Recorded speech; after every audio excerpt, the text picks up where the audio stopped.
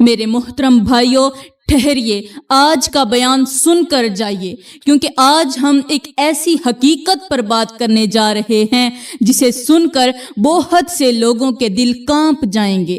آج کے ہمارے بیان کا عنوان ہے 5 لوگوں کی قربانی قبول نہیں ہوگی۔ یہ 5 لوگ چاہے لاکھوں روپے کا جانور کیوں نہ ذبح کر دیں، ہزاروں اونٹ، ہزاروں بکرے کیوں نہ اللہ کے نام پر قربان کر دیں، اللہ تعالیٰ ان کی قربانی کسی بھی صورت میں قبول نہیں کرے گا، کیونکہ یہ وہ لوگ ہیں جن کے اعمال کے اوپر گناہوں کی سیاہی چڑھ چکی ہوتی ہے۔ میرے بھائیوں، ذرا سوچو کتنا خوفناک لمحہ ہوگا جب انسان قربانی تو کر دے، جانور کا خون بھی بہا دے، گوشت بھی تقسیم کر دے، مگر آسمان سے آواز آئے کہ تمہاری قربانی قبول نہیں ہوئی۔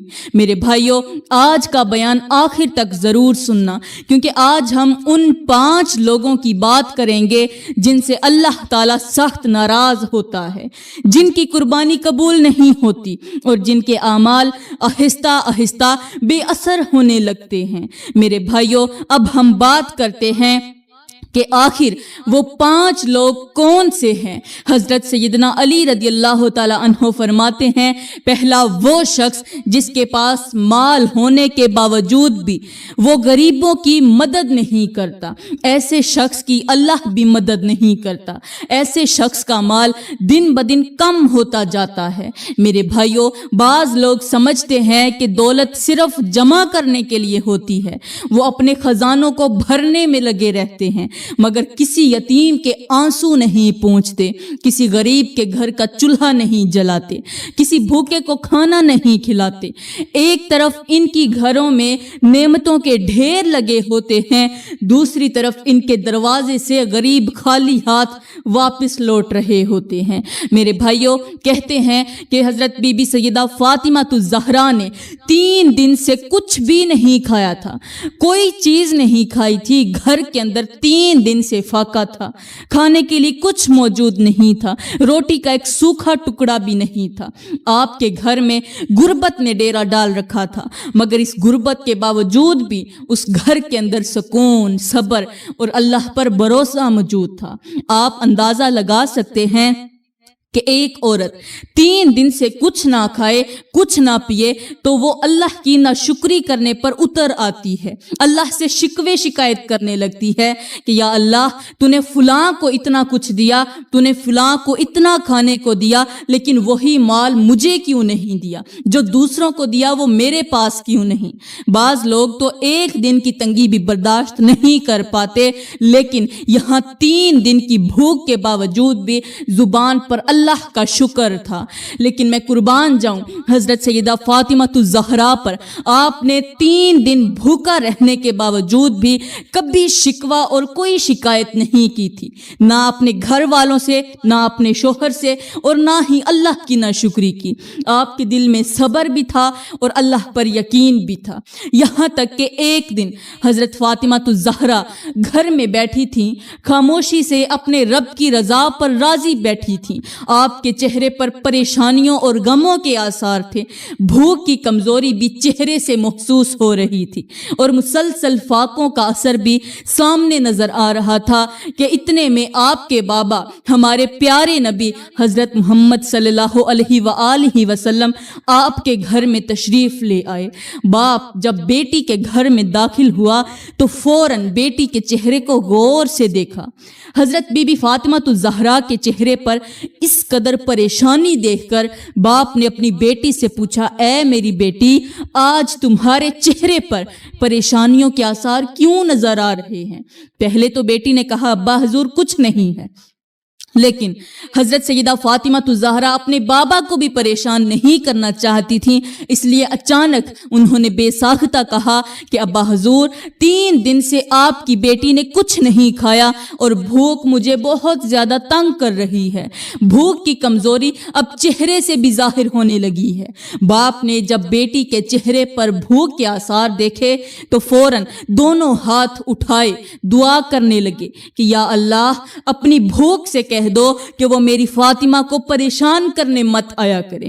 یہ الفاظ سن کر انسان کی آنکھیں بھیگ جاتی ہیں۔ سبحان اللہ، وہ باپ جو اللہ کا محبوب ہے، اللہ کا دوست ہے، جو نبیوں کا سردار ہے، اگر وہ باپ چاہتے تو جنت سے پھلوں کے خوشے توڑ کر فاطمہ کے گھر کو پھلوں سے بھر دیتے۔ اللہ کے نبی کے لیے یہ مشکل کام نہیں تھا، لیکن انہوں نے کہا اے فاطمہ، یہ دنیا مسافر خانہ ہے، یہاں چاہے غربت کے ساتھ بھی رہنا پڑے تو رہ لو، صبر کر لو، ہمارے لیے سب کچھ اگلے جہان میں ہوگا۔ یعنی اصل سکون اور اصل نعمتیں آخر کے لیے رکھی گئی ہیں، آخرت میں سب کچھ ہمیں ملے گا، یہ دنیا تو مسافر خانہ ہے، اس لیے پریشان نہ ہو، اللہ کا شکر کرو اور صبر کرو، کیونکہ دنیا کی زندگی ہمیشہ رہنے والی نہیں ہے، یہ چند دن کی زندگی ختم ہو جائے گی۔ اللہ کے نبی نے یہ دعا نہیں کی کہ یا اللہ روٹی کا وسیلہ بنا دے، کھانے کا وسیلہ بنا دے، پینے کا وسیلہ بنا دے، ہمیں کھانے کو کچھ دے دے، جلدی کر ہمارے گھر کو نعمتوں سے بھر دے۔ نہیں، اللہ کے نبی نے یہ فرمایا کہ اے اللہ اپنی بھوک سے کہہ دو کہ وہ میری فاطمہ کو رلانے مت آیا کرے۔ یہ کہتے ہوئے اس کے باپ یعنی ہمارے پیارے نبی وہاں سے واپس چلے گئے، اور حضرت بی بی فاطمہ تو زہرا اپنے باپ پر رشک کرنے لگیں اور خوش ہونے لگیں کہ میرے باپ نے میرے حق میں دعا کی ہے۔ بیٹی کے دل کو اپنے باپ کے الفاظ سے سکون مل چکا تھا، بھوک کی کمزوری تھوڑی کم ہو گئی تھی۔ اتنے میں حضرت سیدنا علی جو کہ حضرت بی بی فاطمہ تو زہرا کے شوہر تھے، وہ بھی فاطمہ کے گھر کے اندر داخل ہوئے۔ اب پورا دن گزر چکا تھا اور چہرے پر محنت کی تھکن بھی تھی۔ اس نے بھی فاطمہ کے چہرے پر جب بھوک کے آثار دیکھے، یعنی شوہر نے جب بیوی کے چہرے پر بھوک کی کمزوری دیکھی تو ان سے رہا نہ گیا۔ شوہر اپنی بیوی کے چہرے کی خاموشی بھی سمجھ لیتا ہے۔ خاموشی سے حضرت علی گھر سے باہر نکلے اور کہیں دور چلے گئے۔ ان کے دل میں صرف ایک ہی فکر تھی، ایک ہی ٹینشن تھی کہ کسی نہ کسی طرح آج اپنی بیوی کے لیے یعنی سیدہ فاطمہ زہرا کے لیے کھانے کا بندوبست ہو جائے۔ دیکھا کہ ایک یہودی کھڑا ہے، وہ کسی مزدور کی تلاش میں نظر آ رہا تھا۔ اس کے قریب جا کر کہا کہ مجھے کام مل جائے گا۔ حضرت علی کے لہجے میں عاجزی بھی تھی اور فکر بھی۔ اس جو یہودی تھا اس نے کہا کام تو مل جائے گا لیکن کام ہے بہت سخت۔ وہ پہلے ہی ڈرانا چاہتا تھا۔ حضرت علی نے فرمایا کوئی بات نہیں، جب کرنی بھی مزدوری ہے، جب میں نے اپنی شہزادی کے لیے کھانے پینے کا بندوبست کرنا ہے تو پھر کام سخت ہو یا نرم، میں نے تو ہر حال میں کام ہی کرنا ہے، مزدوری ہی کرنی ہے اور اجرت لے کے شام کو گھر بھی جانا ہے، کیونکہ محبت کرنے والے انسان بہانے نہیں ڈھونڈتے، وہ تو راستے نکالتے ہیں۔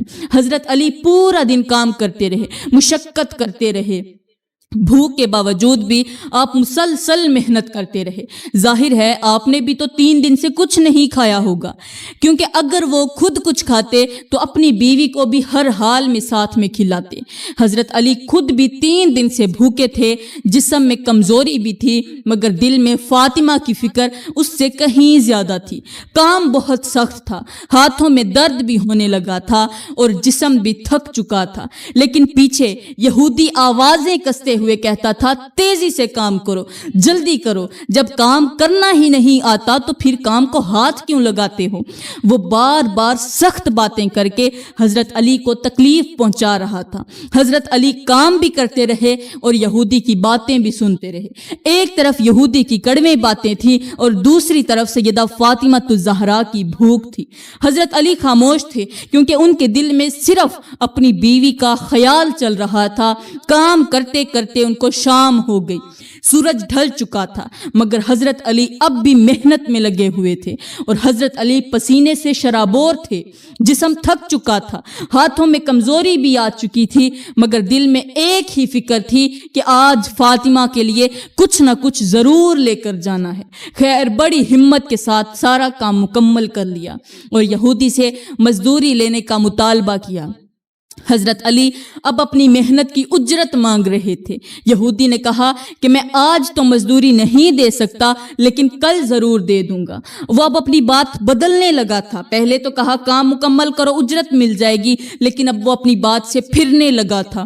حضرت علی نے فرمایا نہیں، میں ہر حال میں لے کر جاؤں گا، میرے بچے 3 دن سے بھوکے ہیں۔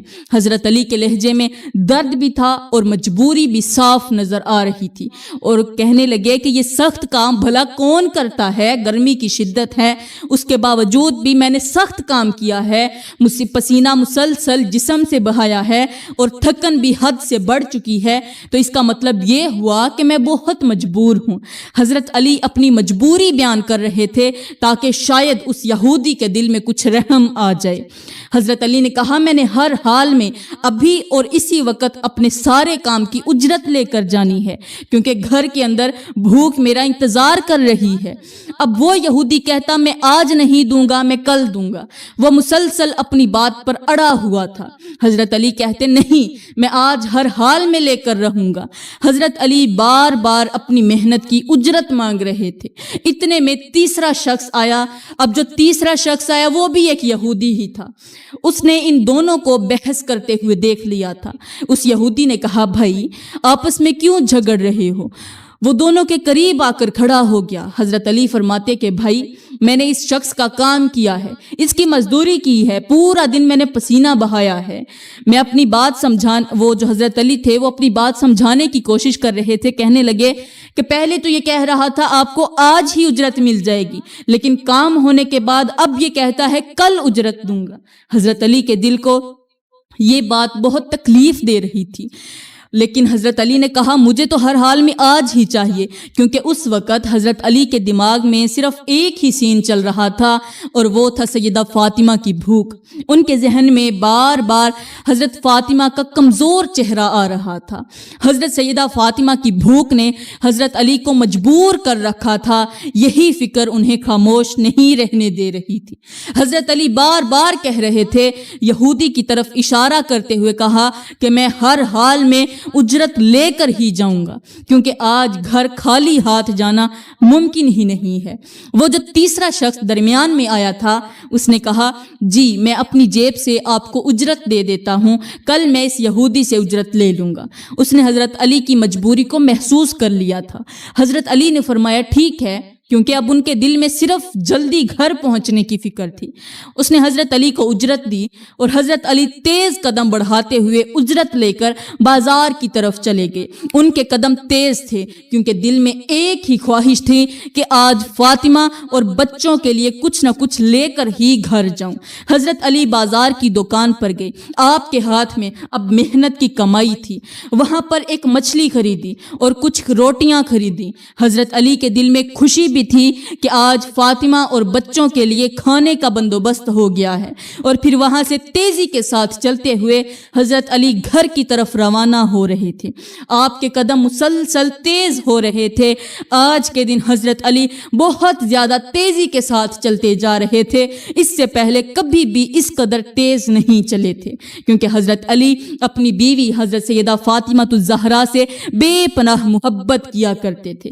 ان کے دل میں ہر وقت یہی فکر رہتی تھی کہ فاطمہ کو تکلیف نہ ہو، اس لیے وہ کسی بھی صورت میں نہیں چاہتے تھے کہ ان کی بیوی کے چہرے پر بھوک کے آثار نظر آئیں۔ بھوک عورت کے چہرے کی رونق چھین لیتی ہے اور جسم کی طاقت بھی چھین لیتی ہے۔ خیر جلدی سے اپنے گھر کے اندر داخل ہوئے۔ دروازہ کھولتے ہی ان کی نظریں سیدہ فاطمہ الزہرا کو تلاش کرنے لگیں اور دیکھا کہ سیدہ فاطمہ گھر کی حویلی کے اندر بیٹھ کر حضرت علی کا شدت کے ساتھ انتظار کر رہی ہیں۔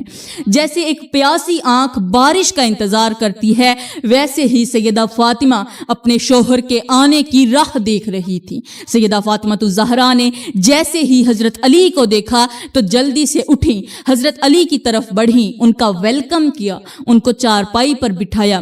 حضرت فاطمہ کے چہرے پر بھوک بھی تھی، لیکن شوہر کے آنے کی خوشی اس سے بھی کہیں زیادہ تھی۔ اپنے شوہر کو پانی پلایا، کیونکہ محبت کرنے والے پہلے تھکن دیکھتے ہیں پھر اپنی ضرورت۔ حضرت علی نے ہاتھ میں پکڑا ہوا سامان حضرت سیدہ فاطمہ الزہرا کو دیا اور کہا جلدی سے دسترخوان لگاؤ، خود بھی کھاؤ اور اپنے بچوں کو بھی ساتھ میں کھلاؤ، پیٹ بھر کر کھاؤ۔ حضرت علی چاہتے تھے کہ آج سیدہ فاطمہ الزہرا جی بھر کر کھانا کھائیں، 3 دن کی بھوک ایک ہی وقت میں مٹا دیں۔ سیدہ فاطمہ الزہرا نے جلدی سے دسترخوان بچھایا۔ گھر کے اندر کئی دن کے بعد آج کھانے کی خوشبو محسوس ہو رہی تھی۔ آج سیدہ فاطمہ الزہرا کو بھوک نے ستا رکھا تھا، جسم بھی کمزور ہو چکا تھا اور مسلسل فاقوں نے طاقت بھی کم کر دی تھی۔ آج سیدہ فاطمہ جی بھر کے کھاتی اور اپنی بھوک مٹاتی، کیونکہ 3 دن کی بھوک معمولی چیز نہیں ہوتی۔ لیکن اتنے میں، قبل اس کے کہ وہ کھانا کھاتی، اتنے میں دروازے پر کسی مانگنے والے نے دستک دی۔ دستک کی آواز نے پورے گھر کی خاموشی بدل دی۔ کہا، ہے کوئی اللہ کے نام پر فقیر کو روٹی دینے والا؟ 3 دن سے میں نے کچھ نہیں کھایا اور میرے بچوں نے بھی کچھ نہیں کھایا۔ یہ الفاظ سنتے ہی گھر کے اندر خاموشی چھا گئی۔ فقیر کی آواز سنتے ہی وہ لقمہ جو منہ کی طرف جا رہا تھا راستے میں ہی رک گیا۔ گھر کے اندر جیسے اچانک خاموشی چھا گئی۔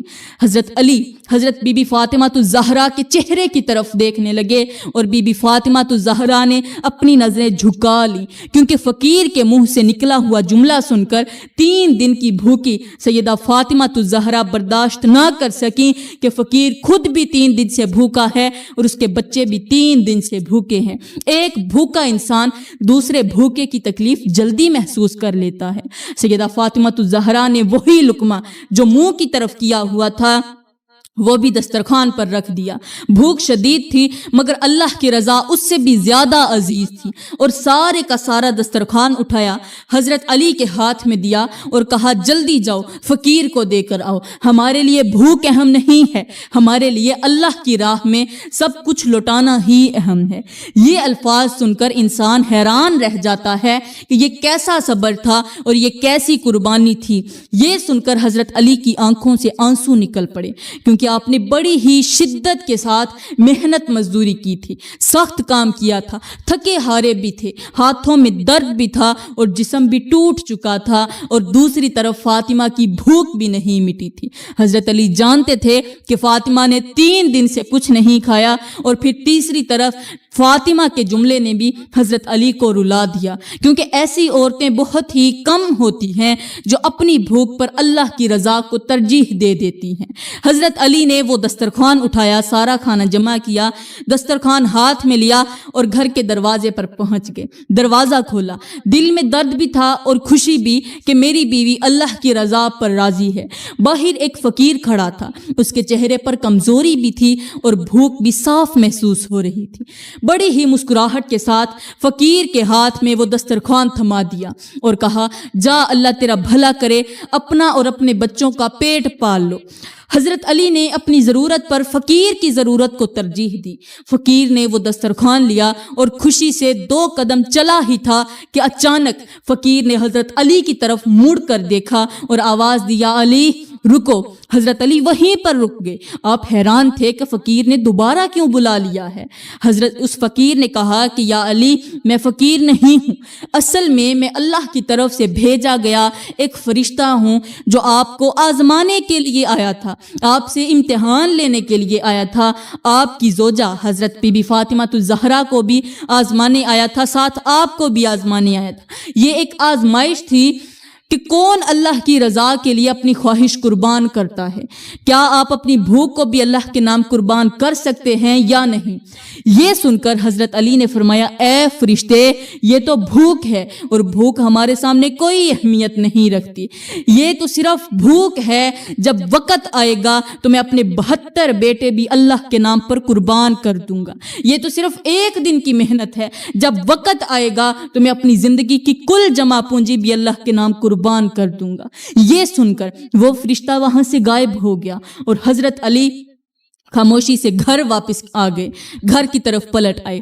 حضرت علی نے وہ دسترخوان لے کر جب واپس اپنے گھر کے صحن میں رکھا تو سیدہ فاطمہ کو پوری کہانی سنا دی۔ حضرت سیدہ فاطمہ الزہرا خوش ہو گئیں کیونکہ اللہ نے ان کی قربانی قبول فرما لی تھی، اور پھر اس دسترخوان کے اندر اللہ نے اس قدر برکت ڈال دی کہ وہ کھانا ان سے ختم ہی نہ ہوا۔ اللہ جب برکت دیتا ہے تو تھوڑا بھی بہت ہو جاتا ہے۔ انہوں نے پیٹ بھر کر خود بھی بھی کھایا, اپنے بچوں کو بھی کھلایا, پھر اپنے ہمسایوں کو کھلایا, لیکن پھر بھی وہ کھانا ختم نہ ہوا. گھر کے اندر خوشی بھی تھی اور اللہ کی رحمت بھی. پھر اپنے پیارے نبی حضرت محمد صلی اللہ علیہ وآلہ وسلم کو بلایا گیا. حضرت علی نے فرشتے کی پوری کہانی سنائی تو حضور صلی اللہ علیہ وآلہ وسلم بہت زیادہ خوش ہوئے, کیونکہ اللہ کی رضا کے لیے قربانی دینے والے لوگ اللہ کو سب سے زیادہ محبوب ہوتے ہیں. میرے بھائیوں, حضرت سیدنا علی رضی اللہ تعالی عنہ نے فرمایا, دوسرا وہ شخص جس کے اندر تکبر ہو, جو بات بات پر غرور کرتا ہو, لوگوں کو اپنے آپ سے کم سمجھتا ہو, اپنی دولت, اپنی طاقت, اپنے خاندان یا اپنے مقام پر گھمنڈ کرتا ہو, اللہ تعالیٰ ایسے شخص کی قربانی بھی قبول نہیں کرتا. میرے بھائیوں, تکبر وہ آگ ہے جو انسان کی نیکیوں کو اندر ہی اندر جلانا شروع کر دیتی ہے.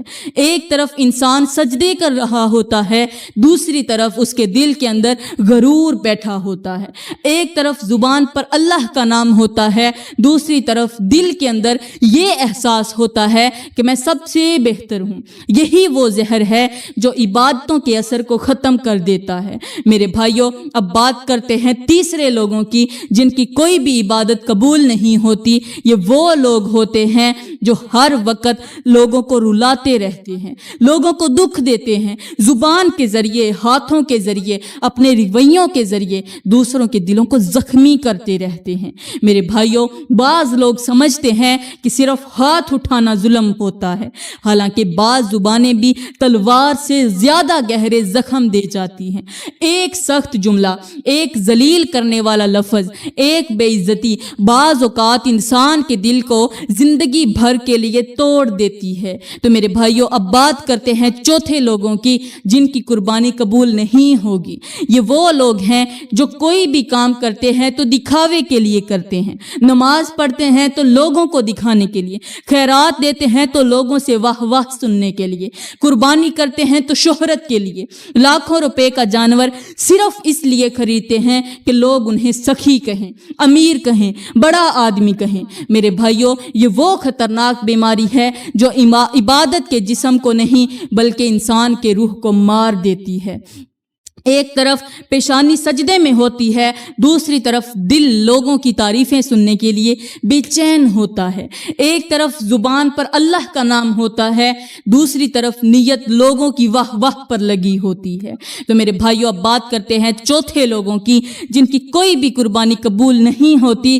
یہ وہ لوگ ہوتے ہیں جو اپنے دلوں کے اندر نفرت, حسد اور دکھاوا چھپا کر عبادت کرتے ہیں. باہر سے یہ بڑے ہی نیک نظر آتے ہیں, متقی پرہیزگار لگتے ہیں, لیکن اندر سے لوگوں کی خوشیاں دیکھ کر جلتے رہتے ہیں. کسی کو آگے بڑھتا دیکھیں تو پریشان ہو جاتے ہیں, کسی غریب کو عزت ملتی دیکھیں تو دل تنگ ہونے لگتا ہے. میرے بھائیوں, حسد وہ آگ ہے جو پہلے دوسروں کو نہیں بلکہ خود انسان کے دل کو جلاتی ہے.